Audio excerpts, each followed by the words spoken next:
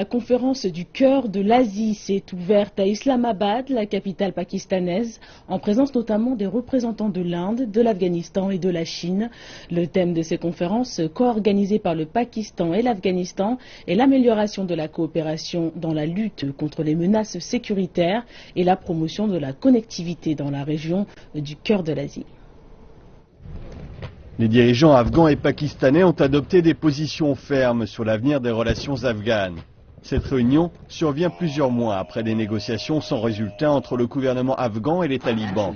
Ashraf Ghani a accusé les groupes terroristes régionaux et internationaux d'être responsables des violences en Afghanistan. Quels sont les réseaux qui permettent à ces gens dévoués à la violence plutôt qu'au dialogue politique de continuer? Comment y faire face? Nous avons besoin de coopération régionale afin de lutter contre ce phénomène.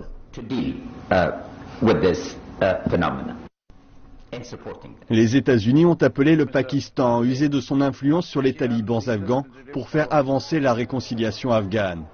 Mais par le passé, le gouvernement afghan avait accusé le Pakistan de soutenir les talibans pour maintenir son influence en Afghanistan, ce que bien évidemment le Pakistan nie.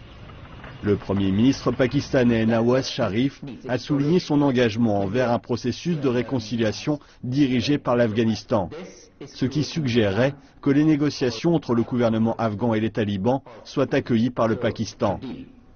Nawaz Sharif a également parlé de l'objectif du Pakistan de rapatrier 2 millions de réfugiés afghans, dont certains sont présents au Pakistan depuis plusieurs décennies, car les mouvements transfrontaliers de réfugiés constituent un risque sécuritaire non négligeable.